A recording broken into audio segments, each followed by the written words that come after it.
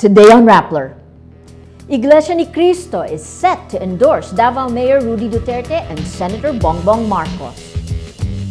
Industry leaders say the local businesses are flexible enough to work with any president.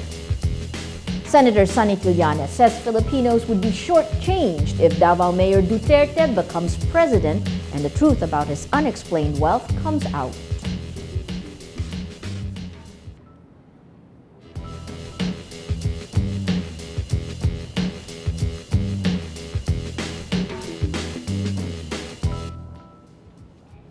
Hello and welcome. I'm Maria Ressa. We come to you live from the Rappler News Center. This is your 9 p.m. update in the run-up to the 2016 Philippine elections.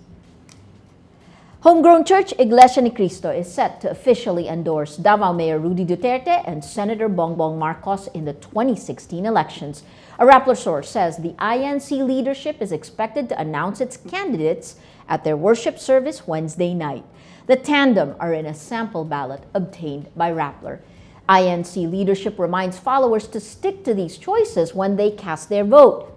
2 days earlier, INC disowned a letter supposedly from INC leader Eduardo Manalo telling members to support Duterte's presidency. INC said it would file a case against the person behind the fake letter. Recently, the INC also fended off rumors it was endorsing the vice presidential bid of Marcos. The church usually announces its choices a few days before the elections. The religious group is known for voting as a bloc. Businessmen and industry leaders say they're resilient enough to work with whoever wins on May 9th. PLDT Chair Manny Pangilinan says, quote, "Let's just deal with whoever is the next president. I think all of the candidates are pro-business."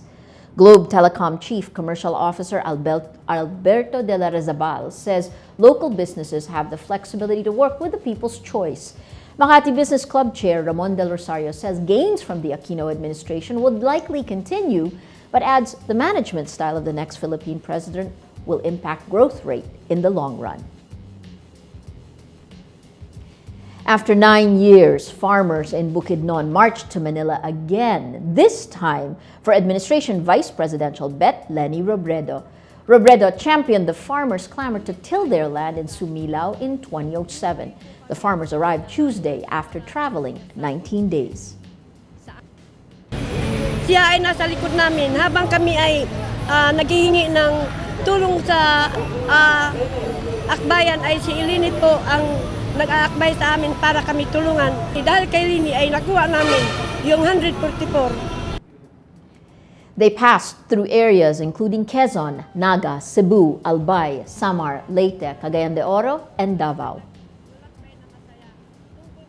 Senator Antonio Trillanes says that if Davao Mayor Duterte wins and the truth about his so-called undeclared wealth comes out, the Filipino people would be shortchanged. He says it's a Pandora's box that might undo this candidate when he becomes president. Then Filipinos have found creative ways of dealing with such situations, so I'll have to wait and see. Remember, even if he wins and we'll know the results, I think around mid-May, he will only take his oath on June 30. So there's that period of time wherein people can do what they need to do. In the meantime, what will you do from now? In Britain, London mayoral candidate Sadiq Khan had a strong lead in final polls before Thursday's elections. This could possibly make Khan the first Muslim leader of a European Union capital. 2 surveys on Wednesday show Khan's lead of up to 14 points over his rival, multimillionaire Zach Goldsmith. The 45-year-old Khan is the son of a Pakistani immigrant bus driver who grew up in social housing, worked as a human rights lawyer before becoming a government minister. Here's a quick rundown of tonight's 8 p.m. news. Davao Mayor Rudy Duterte reveals more bank certificates. The communist New People's Army releases the 4 remaining prisoners of war, and North Korean media hails Kim Jong-un as the great son of the 21st century. To watch more, click on the link on this video.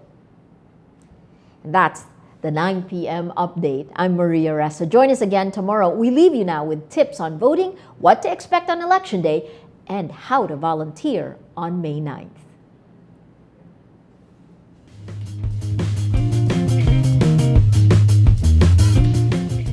voting on election day? Here's how. Come early. Make sure you are in the right precinct as designated by COMELEC. The PPCRV Voters Assistance Desk can also help you look for your precinct, sequence, and room number.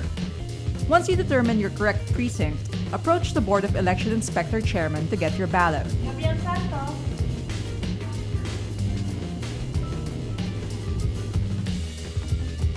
Make sure your ballot is new and clean, no markings or dents.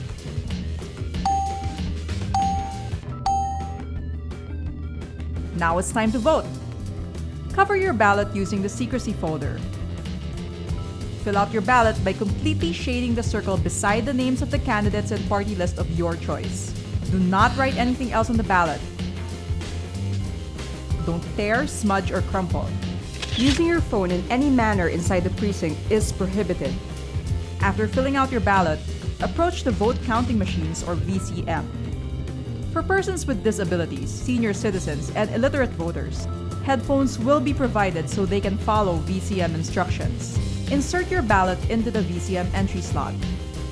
Return the ballot secrecy folder and marking pen to BEI support staff or poll clerk. VCM screen will flash some names of the candidates you voted for.